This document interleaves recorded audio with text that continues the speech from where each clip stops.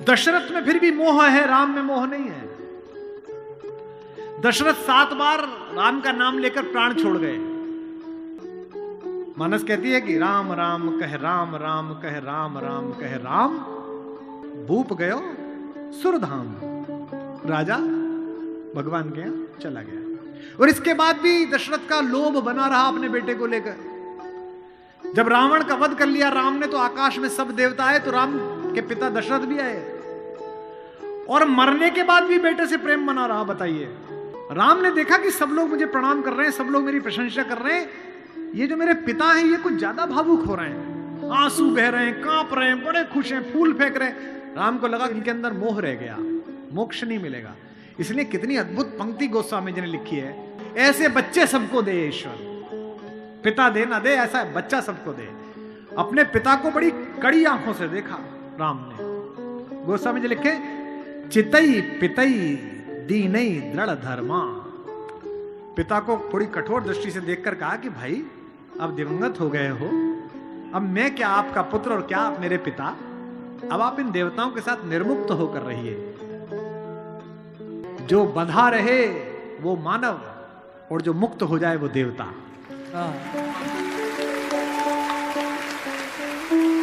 जब उनको लेने के लिए आए हैं विश्वामित्र दशरथ के पास,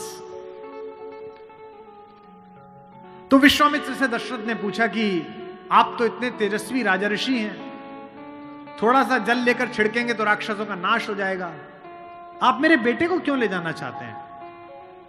विश्वामित्र ने कहा, मैं ऋषि हूं, मुझे क्रोध वर्जित है, मैं क्रोध नहीं कर सकता। तुम्हारा लड़का मर्यादा पुरुषोत्तम है। पुरुषोत्तम मतलब पुरुषों में उत्तम,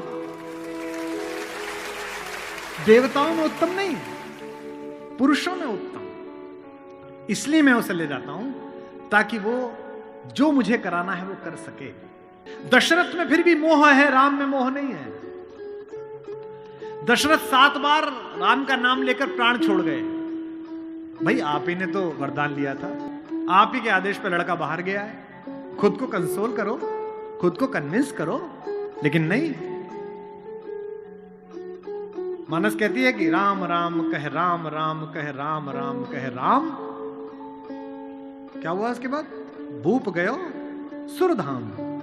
राजा भगवान के यहां चला गया। और इसके बाद भी दशरथ का लोभ बना रहा अपने बेटे को लेकर। जब रावण का वध कर लिया राम ने, तो आकाश में सब देवता आए, तो राम के पिता दशरथ भी आए। और मरने के बाद भी बेटे से प्रेम बना रहा। बताइए, राम ने देखा कि सब लोग मुझे प्रणाम कर रहे हैं, सब लोग मेरी प्रशंसा कर रहे हैं, ये जो मेरे पिता हैं ये कुछ ज्यादा भावुक हो रहे हैं, आंसू बह रहे हैं, कांप रहे हैं, बड़े खुश हैं, फूल फेंक रहे हैं। राम को लगा कि इनके अंदर मोह रह गया, मोक्ष नहीं मिलेगा। इसलिए कितनी अद्भुत पंक्ति गोस्वामी जी ने लिखी है, ऐसा शायद ईश्वर, ऐसे बच्चे सबको दे ईश्वर, पिता दे ना दे, ऐसा बच्चा सबको दे। अपने पिता को बड़ी कड़ी आंखों से देखा राम ने। गोस्वामी जी लिखे, चितई पितई दीनई दृढ़ धर्मा। पिता को थोड़ी कठोर दृष्टि से देखकर कहा कि भाई अब दिवंगत हो गए हो, अब मैं क्या आपका पुत्र और क्या आप मेरे पिता, अब आप इन देवताओं के साथ निर्मुक्त होकर रहिए।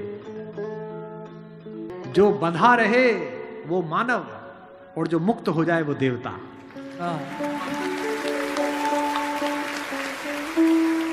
इसीलिए राम चाहते हैं कि उनके पिता मुक्त हो जाएं। राम वन जा रहे हैं, पूरी अयोध्या आंसुओं से भरी हुई है। गोस्वामी जी लिखते हैं, तापस वेश विशेष उदासी, 14 बरस राम वनवासी। 14 साल के लिए राम वन जा रहे हैं। अगर कभी समय मिले तो श्रीमद् वाल्मीकि रामायण का वो 3 पेज पढ़ना जहां कौशल्या अपने बेटे को समझा रही है। अद्भुत है, वो रोती जा रही है और समझा रही हैं। कौशल्या का स्वस्ति वाचन। गोस्वामी जी लिखते हैं कि बंदहु कौशल्या दिशि प्राची, प्राची दिशा, पूरब दिशा जैसी मैं कौशल्या को प्रणाम करता हूं। क्यों? जिसकी कोख से ये सूर्य पैदा हुआ है। क्योंकि सूर्य कहां से निकलता है? पूरब से निकलता है। कीरति जासु सकल जग माची। कौशल्या स्वस्ति वाचन कहती हैं। भरा हुआ कंठ है, आंसू बह रहे हैं, और राम से कहती हैं कि हे राम, जंगल में प्रकृति तेरी सरीसृपों से रक्षा करे, सांपों से रक्षा करे। कहती है कि इंद्र तेरी रक्षा करे, मरुत तेरी रक्षा करे, वरुण तेरी रक्षा करे, और बेटा जो जो तेरी रक्षा करता रहेगा मैं रोज उसका यहां दीपक जलाऊंगी। लेकिन एक बात जो आखिर में कहती है, वही राम की मां हो सकती थी।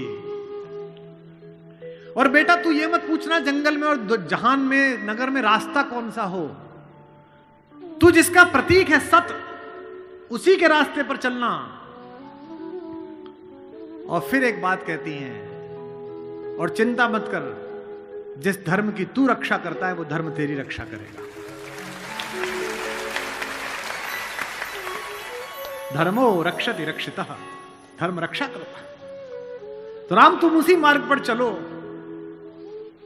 जो सत्य हो, कल्याणकारी हो, वो तुम्हारी रक्षा करेगा। ऐसे राम का निर्माण ऐसे परिवार के साथ हुआ है। उनके चारों तरफ जो परिजन हैं, जो उनके लोग हैं, राम के भाई भरत, जिन पर सबसे कम चर्चा होती है, सबसे कम भरत पर बोला गया है। लक्ष्मण उनके साथ 24 घंटे रहते हैं, शत्रुघ्न पर तो कम ही बोला गया है, भरत पर सबसे कम बोला गया है। सरस्वती ने देवताओं के कहने पर मंथरा की बुद्धि फेर दी। सरस्वती ने देवताओं के कहने पर कैकेयी की बुद्धि फेर दी। लेकिन जब भरत ने कहा कि मैं भैया को वापस लेने जा रहा हूं, तो देवताओं में खलबली मच गई। बोले यार अभी तो गया है ये, और इसको लेने ही चल दिया। और राम भावुक भी है, इसके प्रेम में वापस ना आ जाएं। तो देवताओं ने सरस्वती को कहा कि तुम जरा बात कर दो। तो क्या कहती है सरस्वती? देवताओं से कहती है कि 1000 आंखें होने के बाद भी जिसको सुमेरु ना दिखता हो, तुम मूर्ख हो क्या? मोसो कहत भरत मति फेरी, मुझसे कहते हो भरत की मति फेर दूं? दुनिया में किसी की भी बुद्धि भ्रष्ट कर सकती हूं, भरत की बुद्धि भ्रष्ट नहीं होती मेरे करने से।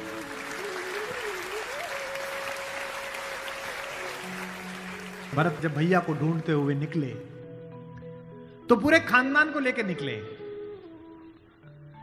भरत ने कहा किसी की तो मान लेंगे, कौशल्या की मान लेंगे, ससुर को भी लेकर गए। जब पहली रात भरत वहीं रुके जहां राम रुके थे, भरद्वाज के आश्रम में। सुबह चलते समय भरत संकोच में थे, तो भरद्वाज ने कहा कि राजन, क्योंकि राजा हो चुके थे, आपके चेहरे पर संकोच है। तो भरत ने डरते हुए कहा कि महर्षि मैं डरा हुआ हूं, मेरी मां ने इतनी बदतमीजी की बात कर दी, मैं बाहर था। भरत को नहीं बताया गया था कि पिता दिवंगत हो गए, पता है आपको ये बात थी? भरत को संदेश भेजा गया था तो उसमें यह नहीं कहा गया था कि पिता एक्सपायर कर गए, यह कहा गया था कोई इमरजेंसी है, घर आओ। अयोध्या के बाहर नंदीग्राम में इनके पूर्वजों का एक मंदिर था, जहां इनके पूर्वजों की प्रतिमाएं लगी हुई थी। मानधाता की, दिलीप की, रघु की, अज की, नहुष की। वहां भरत रास्ते में रुके अपनी सेना के साथ पूजन करने के लिए, कि पूर्वजों का पूजन कर लूं, पुरखों का।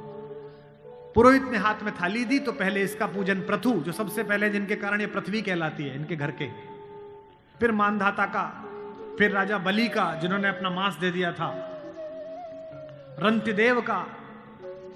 पूजन करते करते अज, रघु, दिलीप तक आए, और जैसे ही उन्होंने अगली मूर्ति देखी तो देखी पिताजी की मूर्ति। तेज तो थे ही, उन्होंने पुरोहित की तरफ देखा कि ये क्या? पुरोहित की आंख में आंसू, उसने कहा कि महाराज नहीं रहे, और भरत के हाथ से थाली छूट गई। भरत ने कहा मुझे किसी ने बताया क्यों नहीं कि पिताजी दिवंगत हो गए, क्या हुआ था? बोले राम को वनवास मिल गया। भैया को वनवास क्यों मिल गया? आपकी मां ने मांग लिया। भरत घोड़ा दौड़ाते हुए अयोध्या तक पहुंचे, रोते हुए। सोच के देखिए, भरत जैसा भाई, भ्रातृत्व में राम किसी का उदाहरण नहीं देते, लक्ष्मण का भी नहीं देते। जब हनुमान को गले लगाते हैं तो ये नहीं कहते कि तुम लक्ष्मण जैसे भैया हो मेरे, तुम मोहि प्रिय ही भरत संभाई।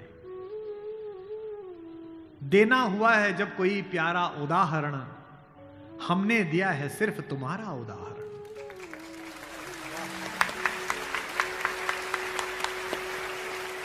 तो भरद्वाज से भरत ने पूछा कि भैया मुझे माफ तो कर देंगे ना, मैंने इतनी बड़ी गलती की, एक ऐसी गलती जो भरत ने की नहीं, उसके पश्चाताप में भरत, मां ने इतनी गलती की, मुझे माफ तो कर देंगे। भरद्वाज ने कहा, हे राजन, मुझे पता नहीं कि तुम्हारे बड़े भाई तुम्हें कितना प्रेम करते हैं या नहीं, लेकिन जब वो यहां से जा रहे थे और सुबह के समय उन्होंने गंगा पार करने के लिए पुरोहित को बुलाकर स्वस्ति वाचन का मंत्र किया, तो बड़े खुश थे, प्रसन्न थे कि मैं वनवास पे जा रहा हूं, चेहरे पे मुस्कुराहट थी। लेकिन पुरोहित ने हाथ में जल दिया और जैसे ही पुरोहित के मंत्रों के बीच में निकला कि जम्बू द्वीपे भरत खंडे, और जैसे ही भरत सुना, राम के हाथ से जल गिर गया और वो जमीन पर गिर पड़े और हाय भरत चिल्लाने लगे, इतना प्रेम तुम्हें राम करते हैं।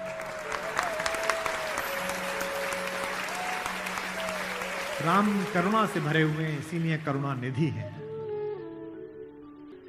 इसीलिए कहता हूं कि इस कहानी से पॉलिटिक्स सीखिए, इस कहानी से स्ट्रेटेजी सीखिए, इस कहानी से ह्यूमन वैल्यूज सीखिए, फैमिली वैल्यूज सीखिए।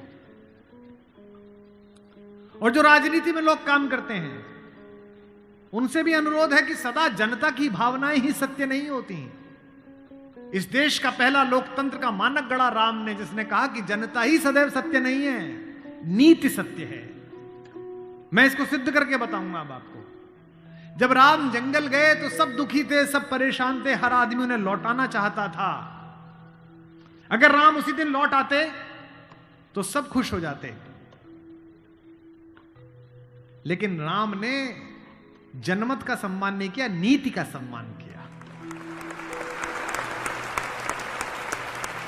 जब पहली बार चित्रकूट पहुंचे तो वन देवी उनका स्वागत करने के लिए आई।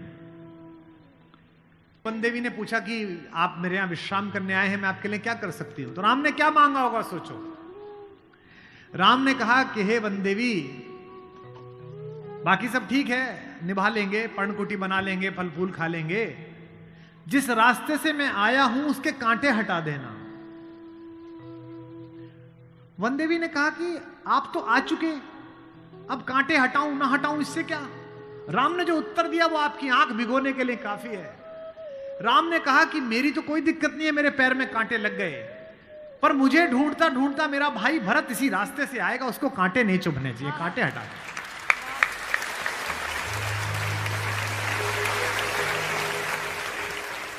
तो वन देवी को